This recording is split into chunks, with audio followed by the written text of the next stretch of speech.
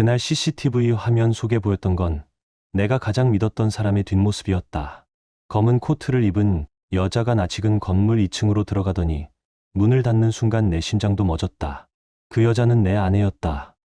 그리고 그 문 너머에는 우리가 세입자라 부르던 남자가 있었다. 사람은 살아가며 수많은 거짓과 마주하지만 배우자의 거짓만큼 잔인한 건 없다. 나는 스스로를 믿었던 만큼 그녀를 믿었다. 하지만 믿음은 한순간에 무너졌고 그 잔해 속에서 나는 낯선 인간이 되어 있었다. 나는 서울에서 태어나 지금도 그곳을 떠나지 못한 사람이다. 올해 48, 시청 민원과에서 20년 넘게 일했다. 하루는 민원 서류, 하루는 회의, 그렇게 정해진 박자 속에 살아왔고 나름대로의 성실함을 믿으며 살았다. 집에는 18대를 함께한 아내 나경과 고등학생 딸 지수가 있었다. 우리가 사는 아파트 근처에는 아버지께 물려받은 작은 주택이 있었고 그곳을 세입자들에게 빌려주며 생활의 여유를 얻었다. 아내는 그 건물을 관리했다. 계약서 확인, 월세 입금, 누수 점검 같은 일들을 도맡았고 나는 그런 아내를 믿었다. 딸은 공부를 잘했고 주말이면 셋이서 시장에 들러 생선을 사고 커피를 마셨다. 그 모든 일상이 반복될수록 나는 이 삶이 변치 않으리라 생각했다. 그 믿음이 얼마나 어리석은지 그때는 알지 못했다. 어느 날부터인가 나경의 말투가 달라졌다. 별것 아닌 일에도 짜증을 냈고 전화를 받을 때면 이상하게 목소리가 낮아졌다.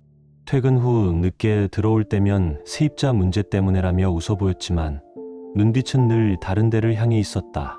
낯선 번호로 걸려온 전화가 늘기 시작했고 통화 기록에는 이름이 저장되지 않은 번호가 남아 있었다. 한밤중 거실에서 울린 카메라 경고음이 내게 첫 균열을 보여주었다. 집 근처 건물의 관리용 카메라였다. 평소엔 아무런 문제 없이 돌아가던 그 장치가 그날따라 이상 움직임 감지라는 문구를 띄웠다. 호기심 반, 습관 반으로 화면을 열어본 나는 그 순간 숨을 삼켰다. 화면 속에는 익숙한 뒷모습이 있었다.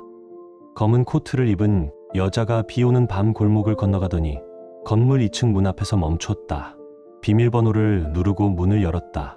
그 손놀림은 익숙했고 그 걸음은 너무도 잘 알던 사람의 것이었다. 그 문이 닫히는 소리와 함께 내 안의 시간도 멈췄다. 우리 건물의 보안 카메라는 원래 3개월분의 영상을 저장하도록 설정되어 있었다. 그런데 그날 확인해 보니 일주일치밖에 남아있지 않았다. 처음엔 시스템 오류겠거니 했지만 복구 기록을 살피던 경찰이 말없이 화면을 가리켰다. 누군가 고의로 이전 자료를 삭제한 흔적이 분명했다. 경찰은 그래도 남은 일주일은 끝까지 보시죠라며 자리를 양보했고 나는 그들과 함께 모니터 앞에 앉았다. 몇 분 뒤 내 시야에 익숙한 모습이 들어왔다. 비 오는 밤 나경이가 건물 입구로 들어왔다. 그럴 수 있지. 관리인으로서 가끔 그럴 일이 있었다. 문제는 그 다음이었다.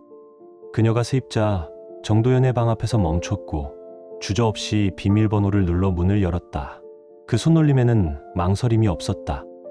마치 이미 그 번호를 몸이 기억하고 있는 사람처럼 자연스러웠다. 시간이 흘러 그녀가 나올 때쯤 나는 숨을 죽였다. 들어갈 때는 양말을 신었는데 나올 때는 맨발이었다. 머리카락은 젖어 있었고 그 빛나는 물방울이 복도의 조명에 반사되어 섬뜩하게 흔들렸다. 2시간이 지나서야 그녀는 모니터 밖으로 사라졌다. 세입자 관리를 이토록 오래 할 이유는 없었다. 그 순간 내 머릿속에 모든 소리가 멎었다. 경찰들도 눈치를 챘는지 조용히 자리를 떴다. 나는 남겨진 화면을 혼자 몇 번이고 되돌려 보았다. 각도를 바꾸어 보고 조명을 조절해 봤지만 결과는 같았다. 누군가 나를 속이고 있었다. 그게 내가 사랑하던 사람이라는 사실이 믿기지 않았다. 그날 밤 잠을 이룰 수 없었다. 거실의 시계 바늘이 한 칸씩 움직일 때마다 심장이 같이 뛰었다. 아침이 되어도 눈을 감지 못한 채 출근했고 퇴근 후 집에 돌아오자 나경은 아무렇지도 않은 듯 물었다. 오늘 건물에 무슨 일 있었어? 경찰차가 왔다던데. 나는 눈을 피하며 대답했다. 별일 아니야. 문제 있는 세입자 때문에 잠깐. 그녀는 그랬구나 하고 커피를 섞었다. 푸니컵을 두드리는 소리가 이상하게 길게 늘어졌다. 그날 밤 나는 오랫동안 알고 지내던 박무성 형님께 전화를 걸었다. 형님은 한숨을 쉬더니 단호하게 말했다. 상민아, 절대 떠보지 마. 지금은 감정 앞세우면 져. 일단 증거를 지켜야 해. 그 한마디가 날 붙잡았다. 나는 분노를 누르고 며칠간 평소처럼 행동했다. 그 며칠은 진짜 지옥이었다. 같은 집에서 같은 식탁에 앉아 있는데 모든 것이 낯설었다. 그녀의 숨결이, 그녀의 말투가 모두 내게는 이질적인 소리로 들렸다. 나경이와 마주 앉아 밥을 먹을 때마다 나는 젓가락을 들고 있는 내 손이 낯설게 느껴졌다. 그녀의 얼굴을 바라보면 여전히 웃고 있었고 말투는 예전보다 더 부드러워졌다. 그 다정함이 나를 더 불안하게 만들었다. 아마도 죄책감이 사람을 그렇게 만든다는 걸 그때 처음 알았다. 일주일 뒤 복구 업체에서 연락이 왔다. 기계가 오래돼서 오래된 데이터는 사라졌지만 한 달 분량은 복구가 가능하다는 보고였다. 나는 화면 앞에 앉아 재생 버튼을 눌렀다. 시간 표시가 바뀔 때마다 숨이 조여왔다. 영상 속에서 나경은 몇 주 동안 거의 이틀에 한 번꼴로 같은 방으로 들어갔다. 내가 출근한 오전 시간, 그녀는 평범한 옷차림으로 건물 복도를 걸었고 몇 시간 뒤 젖은 머리로 나왔다. 그들의 웃음과 손짓, 그리고 서로를 마주보는 눈빛이 모든 걸 설명하고 있었다. 그 무엇도 우연이라 부를 수 없었다. 나는 그 영상을 끝까지 보지 못했다. 화면을 끄고도 그 장면들이 눈앞에서 지워지지 않았다. 며칠 동안 잠을 이루지 못했다. 밥을 삼키면 모래를 씹는 듯했고 집 안의 공기가 나를 조여왔다. 그래도 아무 말도 하지 않았다. 무성 형님의 말이 머릿속을 맴돌았다. 지금은 움직이지 마. 모든 걸 다 본 다음에 행동해. 그렇게 버티던 어느 날 집에 돌아오니 나경이 거실에 앉아 있었다. 불이 희미했고 그녀는 눈가를 손으로 가리고 울고 있었다. 딸아이는 학원에 가 있었고 집 안은 이상할 만큼 고요했다. 나는 물었다. 왜 울어? 무슨 일 있어? 그녀는 아무 대답도 하지 않다가 조용히 고개를 들었다. 미안해, 정말 미안해. 그 한마디로 끝이었다. 나는 더 묻지 않아도 알았다. 모든 게 끝났다는 걸. 그녀는 모든 것을 털어놓았다. 몇 달째 이어진 관계, 그 남자의 이름, 만남의 이유까지. 처음엔 불쌍했어. 어머니가 쓰러지셨다길래 그냥 도와주고 싶었어. 이렇게 될 줄은 몰랐어. 그 말이 내 귀에 닿았을 때 나는 웃음인지 한숨인지 모를 소리를 냈다. 불륜을 동정으로 포장하는 그 뻔뻔함이 숨막히게 역겨웠다. 그럼 나는 뭐였는데? 내 목소리가 낮게 울렸다. 18년 동안 함께 살았던 남편은 내 눈엔 어떤 사람이었어? 나경은 잠시 나를 바라보다가 작게 말했다. 당신도 이해해줬으면 좋겠어. 그 말이 끝나자 집 안의 공기가 터질 듯 팽팽해졌다. 그날 밤 우리는 싸웠다. 말보다 눈빛이 더 많은 말을 했다. 소리 없는 폭풍이 거실을 뒤덮었고 그 안에서 나는 우리가 돌아올 수 없는 선을 넘어섰음을 느꼈다. 나경은 차분한 얼굴로 말했다. 우리 이혼하자. 그 말이 방 안에 떨어지는 순간 공기가 멎었다. 나는 단호히 고개를 저었다. 이혼은 안 돼. 누구 좋으라고? 지수 생각 좀 해. 정신 차리고 정도연하고 끊어. 지수 대학 들어가면 그때 원하면 이혼해 줄게. 그녀는 대답하지 않았다. 그저 식탁 위 물컵만 바라보았다. 다음 날 그녀는 짐을 싸서 사라졌다. 딸아이에겐 엄마가 잠시 할머니 댁에 간다 고만 남겼다. 그날부터 전화가 오락가락했다. 처음엔 미안해로 시작했지만 시간이 지날수록 목소리가 달라졌다. 도연 씨는 정말 불쌍한 사람이야. 혼자 아픈 어머니 모시며 살잖아. 그런 사람을 왜 이렇게 미워해? 당신이 너무 차갑게 굴어서 내가 외로웠던 거야. 도연 씨는 나를 이해해줬어. 그녀의 말이 이어질수록 나는 조용히 분노했다. 죄를 짓고도 피해자인 척하는 그 태도, 그 당당함이 역겨웠다. 나는 마지막 통보를 보냈다. 일주일 안에 집으로 돌아와. 그 남자와 완전히 끊어. 안 그러면 이혼 소송이랑 상간자 소송 다 걸겠다. 하지만 일주일 뒤 그녀는 집이 아닌 친정으로 갔다. 며칠 후 장모님이 전화를 걸어왔다. 상민 씨, 나경이가 이상해요. 계속 울고 소리 지르고 정신을 못 차려요. 나는 숨을 고르며 말했다. 저도 이해하고 싶습니다. 하지만 이건 너무 큰 배신이에요. 18년을 이렇게 무너뜨릴 순 없습니다. 그로부터 사흘 뒤 장모님에게서 다급한 전화가 왔다. 나경이가 베란다에서 떨어졌어요. 순간 머리가 텅 비었다. 병원으로 달려가면서 손이 떨렸다. 응급실에 도착했을 때 나경은 의식이 있었지만 얼굴이 창백했다. 의사는 허리뼈가 심하게 손상됐다고 했다. 척추 디스크가 터지고 척추관이 무너져 수술이 필요하며 하반신 마비가 올 수 있다는 진단이었다. 다행히 목숨은 건졌지만 회복까지 1년 이상 걸릴 거라고 했다. 장모님은 눈물을 닦으며 말했다. 나경이가 윤서방하고 통화하다가 갑자기 화를 내더니 베란다로 나가 뛰어내렸어요. 나는 무너지는 기분이었다. 걱정과 혼란이 뒤섞였다. 정말 죽으려던 걸까? 아니면 이혼을 막기 위한 극단적 몸짓이었을까? 만약 진심으로 죽으려 했다면 더 높은 곳을 택했을 것이다. 아마 절박함과 분노 사이에서 무언가를 계산했을지도 모른다. 그녀 자신도 이렇게 크게 다칠 줄은 몰랐겠지만 며칠 후 그래도 다친 게 마음에 걸려 퇴근길에 병원에 들렀다. 병실 문을 열자 장모님이 의자에 앉아 있었다. 나를 보자 조용히 자리에서 일어나더니 내 손을 잡았다. 윤서방 혹시 나경이 뱃속에 있는 아이, 내 아이 아니지? 순간 숨이 막혔다. 나는 아무 말도 할 수 없었다. 장모님이 눈을 피하며 말했다. 벌써 3달 됐다더라. 그 한마디가 머릿속을 비워버렸다. 분노도 슬픔도 연민도 사라졌다. 남은 건 차가운 공허뿐이었다. 그제야 깨달았다. 이제는 정말 끝이구나. 병실 밖으로 나와 차 안에 앉았는데 아무 소리도 들리지 않았다. 와이퍼가 유리를 긁는 소리마저 멀게 느껴졌다. 나는 더 이상 감정에 흔들리지 않기로 했다. 18해의 결혼 생활은 이미 무너졌고 남은 건 정리뿐이었다. 그날 바로 변호사 사무실로 갔다. 무성 형님에게 모든 증거를 내밀었다. CCTV 영상, 문자, 통화 기록까지. 형님은 잠시 영상을 보고는 고개를 끄덕였다. 이건 완벽한 증거야. 질 일은 없다. 그 말에 마음이 조금 놓였다. 이제는 감정이 아니라 절차의 시간이었다. 나경은 수술을 받았지만 상태가 좋지 않았다. 의사는 척추관이 무너져 회복에 최소 1년, 하반신 마비 가능성도 있다고 했다. 그래도 목숨을 건졌으니 다행이라 생각했다. 하지만 동정은 생기지 않았다. 그녀의 인생은 이제 그녀가 선택한 결과로 채워질 뿐이었다. 소송이 시작되자 나경 쪽에서도 변호사를 세웠다.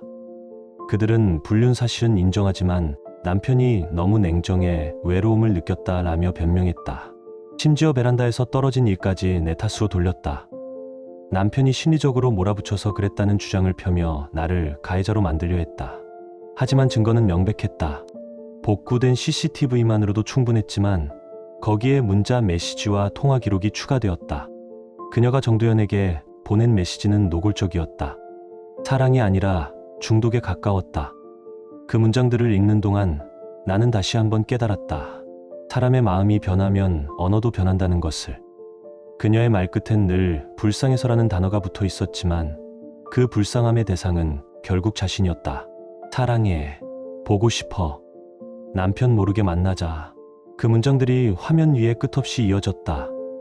그녀가 쓴 글자들 하나하나가 내 결혼 생활을 찍고 있었다. 나는 그 문자들을 읽으면서도 놀라지 않았다. 이미 마음은 오래전에 식어 있었고 남은 것은 진실을 확인하는 냉정한 절차뿐이었다. 정도연의 이름이 등장할 때마다 손끝이 떨렸다. 그 남자의 얼굴을 법정에서 직접 봤을 때 처음엔 나도 순간 착각했다. 또렷한 말투, 젊은 얼굴, 얌전한 태도. 겉모습만 보면 나경이 말처럼 불쌍한 사람이라 여길 수도 있었다. 하지만 조사 결과가 나오자 그 가면은 쉽게 벗겨졌다. 그는 병든 어머니를 돌보는 효자가 아니었다. 집안엔 늘 약 봉지만 쌓여 있었고 어머니는 홀로 방치돼 있었다. 그는 직업도 없이 돈이 떨어질 때마다 일용직을 전전하며 나경에게 손을 벌렸다. 심지어 몇 달째 월세도 밀린 상태였다. 결국 그에게 필요했던 건 사랑이 아니라 돈과 보호였다. 그리고 나경은 그 함정에 걸려든 셈이었다. 재판이 진행되면서 나경의 말은 점점 힘을 잃어갔다. 처음엔 일시적인 실수였다고 했지만 3달 동안 수십 번의 만남과 임신 사실 앞에서 그 말은 설 자리를 잃었다. 그녀의 고개는 점점 더 낮아졌고 얼굴은 창백해졌다.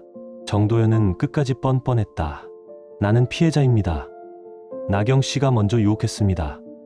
그 말이 법정에 울려 퍼질 때 방 안의 공기가 차갑게 식었다. 외로운 유부녀를 위로했을 뿐인데 왜 내가 돈을 내야 하냐고까지 했다. 순간 법정 안에서 웅성거림이 일었다. 나는 그를 바라보며 생각했다. 거짓은 결국 말투에서도 냄새가 난다. 판사는 서류를 넘기며 조용히 판결문을 읽었다. 피고 나경과 정도연의 분류는 명백히 인정된다. 원고의 청구를 인용한다. 나경에게 이혼이 확정되고 정도연에게는 위자료 2,500만 원 지급 명령이 내려졌다. 그 한 문장을 듣는 순간 가슴 깊은 곳이 조용히 식었다. 소리 없이 후련했다. 긴 시간 쌓였던 분노와 억울함이 조금은 풀리는 기분이었다. 법정이 끝나자 나경은 울며 말했다. 미안해요. 다시 기회를 주세요. 나는 그녀를 보았다. 하지만 그 얼굴은 더 이상 내가 알던 사람의 얼굴이 아니었다. 18회의 신뢰가 무너진 자리에 연민도 남지 않았다. 다시는 돌아갈 수 없다는 걸 알고 있었다. 그 후 위자료를 집행하려고 재산 조사를 의뢰했다. 하지만 결과는 허탈했다. 정도연의 통장은 비어 있었고 압류할 만한 재산은 10해가 지난 소나타 한 대뿐이었다. 사무장 형님이 말했다. 일단 강제집행 신청은 넣어두자. 나중에라도 재산이 생기면 바로 압류할 수 있어. 나는 고개를 끄덕였다. 그날 밤 법정 판결문을 책상 위에 올려두고 한참을 바라봤다.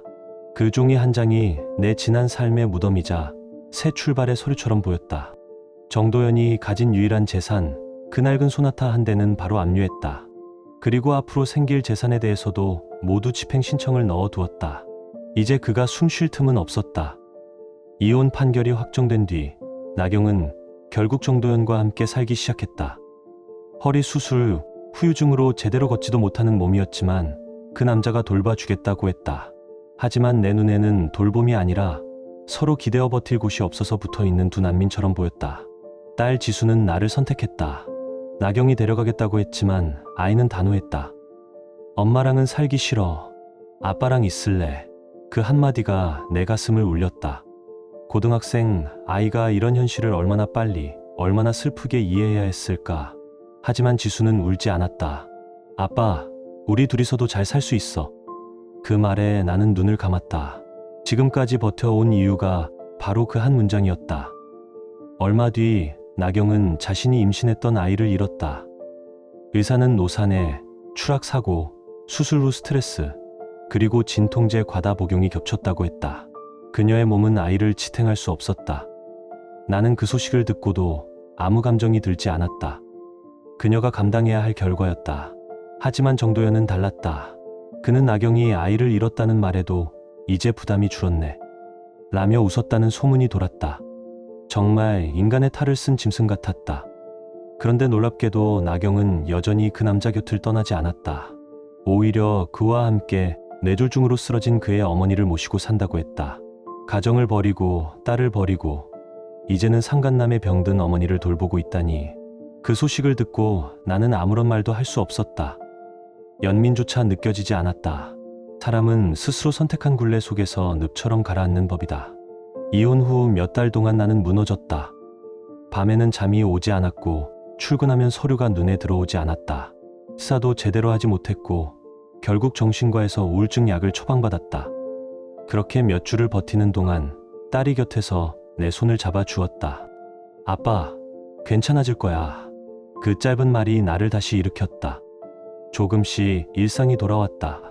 형님도 내 어깨를 두드리며 말했다. 상민아, 이건 내 잘못이 아니다. 오히려 이제 진짜 내 인생이 시작이야. 그 말이 이상하게 가슴 깊이 박혔다. 시간이 지나면서 가끔은 나경과 정도연의 근황이 들려왔다. 같은 동네라 소문은 빠르게 퍼졌다. 둘은 작은 원룸에 살면서 나경이의 재활을 겸해 지내고 있다고 했다. 그러다 어느 날 의외의 이야기가 들려왔다. 그들이 옆 동네 상가에 조그만 식당을 냈다는 것이었다. 허리 제대로 펴지지도 않는 몸으로 다시 일어서려는 걸까? 아니면 아직 끝나지 않은 벌을 스스로 이어가는 걸까? 나는 창가에 서서 한참을 생각했다. 사람은 결국 자신이 만든 인생의 맛을 스스로 삼키며 살아가는 법이라고. 나경이 허리를 다쳐서 제대로 서 있기도 힘든 상황인데 식당을 연다니 처음엔 믿기지 않았다. 하지만 금세 이유를 알게 됐다. 정도연이 어머니 명의로 대출을 받아 상가, 보증금을 마련한 거였다. 법정에서 뇌졸중으로 쓰러져 의식이 없다던 그 어머니가 어느 정도 회복해 서류에 서명까지 했다는 사실이 참 아이러니했다.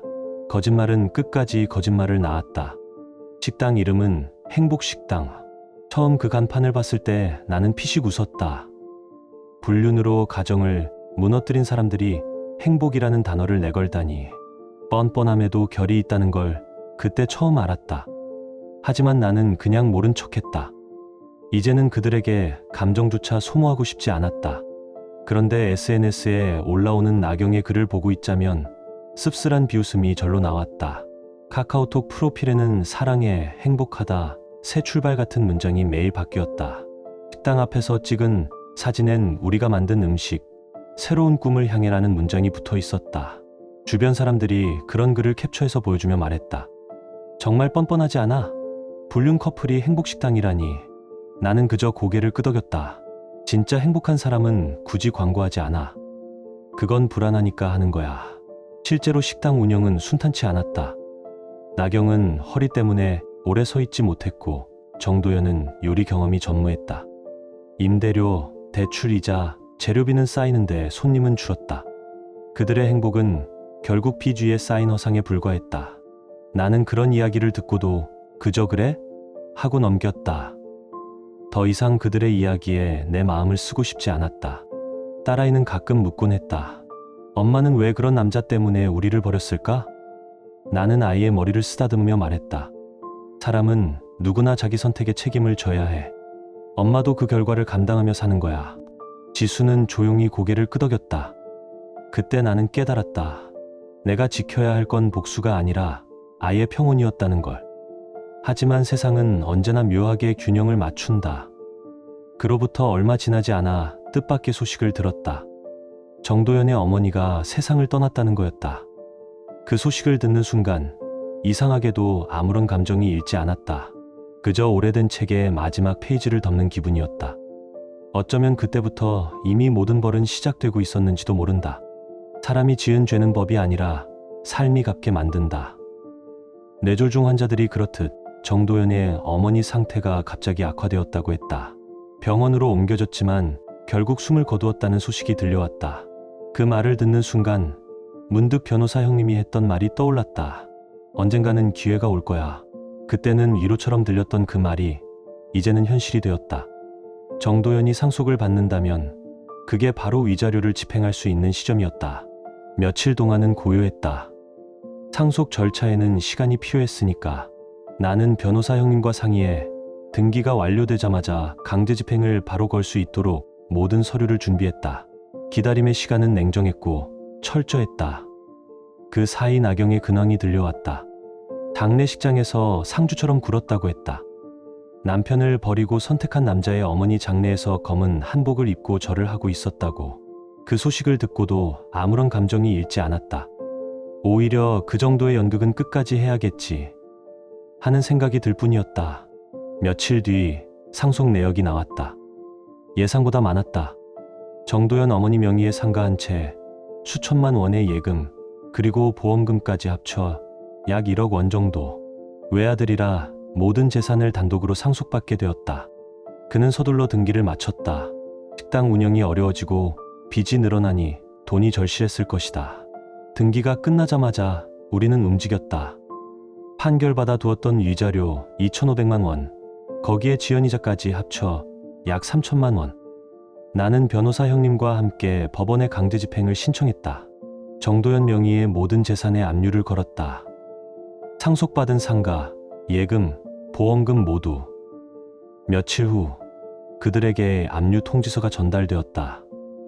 그날 저녁 오랜만에 나경의 번호가 휴대폰에 떴다. 몇 달 만에 듣는 목소리였다.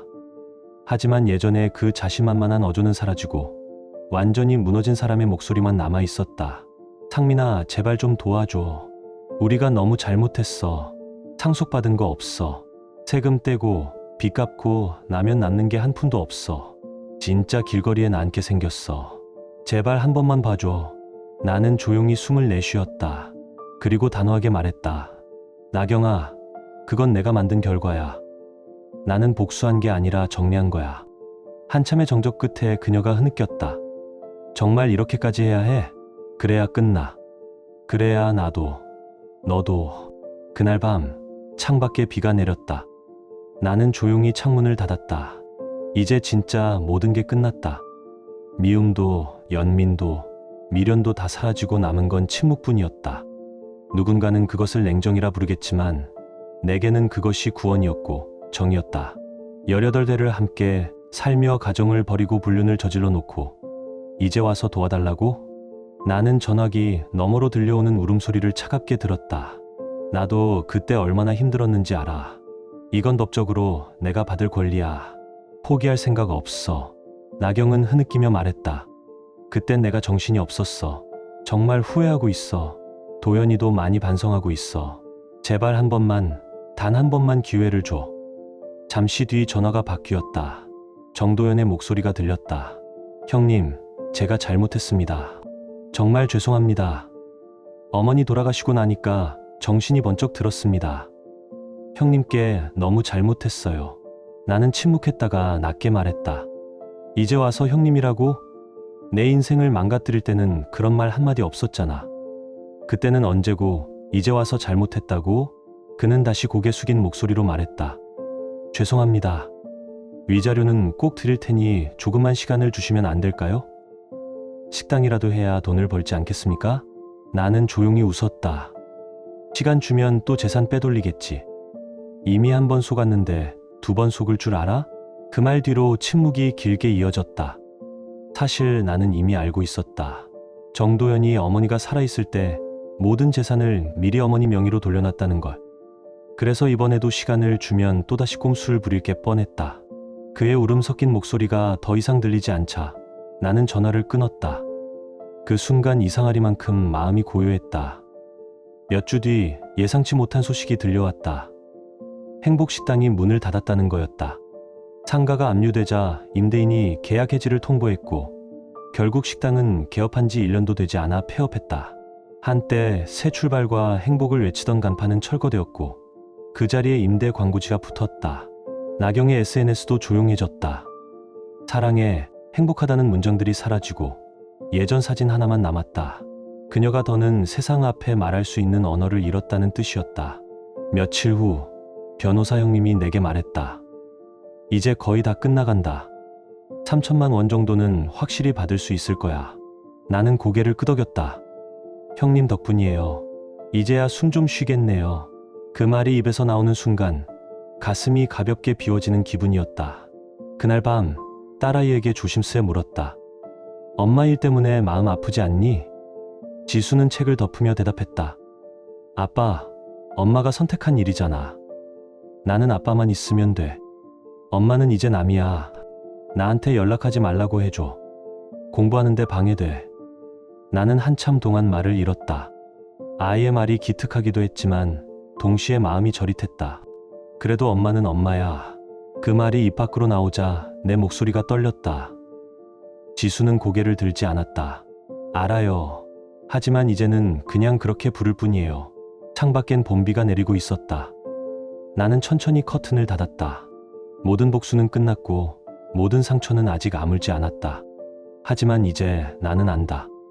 용서는 있는 게 아니라 더 이상 신경 쓰지 않는 것이라는 걸. 그녀의 이름이 떠올라도 더 이상 내 마음이 흔들리지 않는 것. 그게 내가 찾아온 진짜 자유였다. 미워할 필요는 없어. 다만 우리는 우리 길을 가는 거지. 나는 그렇게 딸아이에게 말했다. 그 말이 내 입에서 자연스럽게 흘러나왔다는 게 스스로도 놀라웠다. 이 모든 일을 겪으면서 많은 생각을 했다. 45살, 누군가에게는 인생의 한가운데일 수도 있지만 나에게는 다시 시작할 나이였다. 과거에 매달려 마음을 갉아먹는 대신 남은 인생을 단단하게 살기로 했다. 나는 아직 할 수 있는 게 많았다. 작은 원룸 건물도 있고 공무원이라는 안정된 직업도 있고 무엇보다 내 옆에는 딸이 있었다. 그 어떤 위로보다도 큰 존재였다. 그래서 오히려 생각했다. 나경이 같은 사람과 헤어진 게 다행이구나. 며칠 후 변호사 형님에게서 전화가 왔다. 상민아, 다 끝났다. 강제 집행 완료됐어. 상가 매각 대금과 예금, 보험금에서 총 3,200만 원을 회수했다고 했다. 위자료 2,500만 원, 지연이자 소송비까지 전부 해결된 금액이었다. 그 소식을 듣는 순간 가슴이 뻥 뚫리는 기분이었다. 돈이 중요한 게 아니었다. 법의 언어로 내 억울함이 증명됐다는 사실이 중요했다. 그게 나를 무너뜨린 모든 것에 대한 가장 냉정한 정의였다. 그때부터 나경과 정도현은 완전히 몰락했다. 상가도 예금도 식당도 모두 잃고 남은 건 빚뿐이었다. 결국 둘은 작은 원룸으로 이사했다. 나경은 허리 때문에 오래 서 있지 못해 앉아서 하는 일자리를 전전했고 정도현은 건설 현장에서 마기를 하며 근근히 살았다. 모든 게 무너진 뒤에야 그들이 얼마나 허약한 토대 위에 서 있었는지 알게 된 것이다. 하지만 나는 그들에게 아무런 동정도 느끼지 않았다. 이건 그들이 선택한 길이었다. 18해의 믿음을 버리고 불륜을 택한 사람, 그 선택의 대가는 이제야 비로소 돌아온 것이다. 요즘 나는 그 어떤 때보다도 조용한 하루를 산다.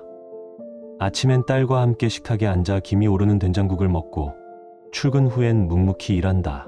퇴근하면 원룸 건물의 전기 계량기를 확인하고 주말엔 딸과 마트에 들른다. 평범하고 단조롭지만 그 속엔 확실한 평온이 있다. 가끔 혼자 있을 때 생각한다.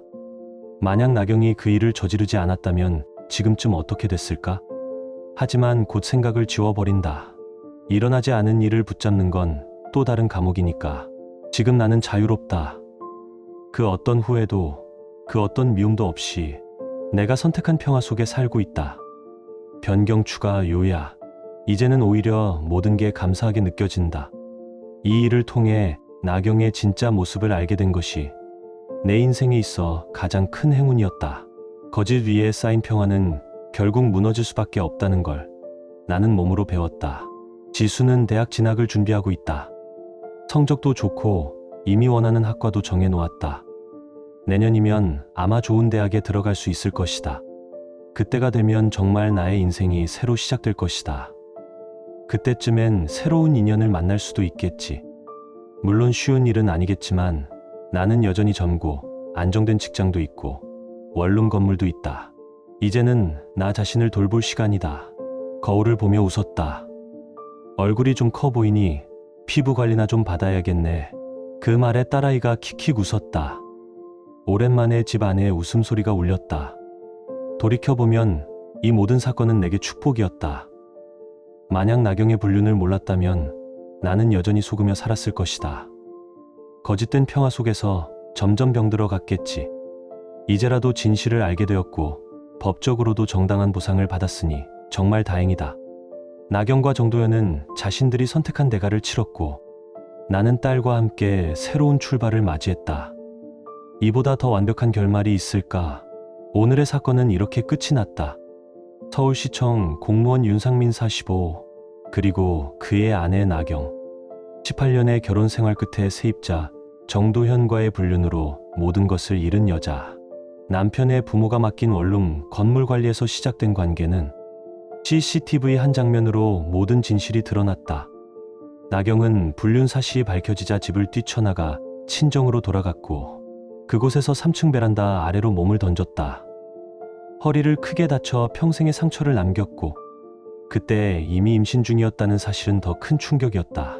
남편을 협박하려던 그 시도는 결국 자신에게 돌아온 형벌이 되었다.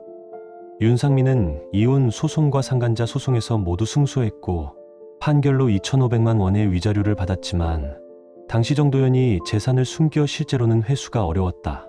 그러나 세월은 공평했다. 몇 년 후 정도현의 어머니가 세상을 떠나면서 상속 재산에 압류를 걸 수 있었고 결국 상민은 3,200만 원 전액을 회수했다. 시간은 느렸지만 정의는 결국 도착했다. 부부관계는 저금이고 불륜관계는 대출이라는 말이 있다. 당장은 달콤해도 결국 이자는 불어나며 언젠가는 원금보다 더 큰 값을 치르게 된다. 그게 인생의 계산법이다. 나는 오늘도 같은 길을 걷는다. 출근길의 서울 하늘은 여전히 회색빛이지만 이제 그 안에서 나는 숨이 편하다. 미움도 후회도 두려움도 없는 삶. 오직 딸과 나의 평화. 그리고 더 이상 흔들리지 않는 나 자신만 남았다. 지금 당신의 마음은 어떤가요? 이야기를 읽으며 떠오른 감정이나 생각이 있다면 댓글로 나눠주세요. 당신의 진심 어린 한마디가 누군가에겐 큰 위로가 될 수 있습니다. 이 짧은 이야기 속에 작은 온기나 잊고 지낸 감정 하나라도 담겨 있었다면 그것만으로 이 이야기는 충분히 의미 있는 시간이었을 거예요. 좋아요와 구독 그리고 공유는 이런 따뜻한 이야기가 더 많은 사람의 하루에 조용히 스며들 수 있는 힘이 됩니다. 함께 해주셔서 고맙습니다. 당신의 하루에도 조용한 평안과 따뜻한 사람이 함께하길 진심으로 바랍니다.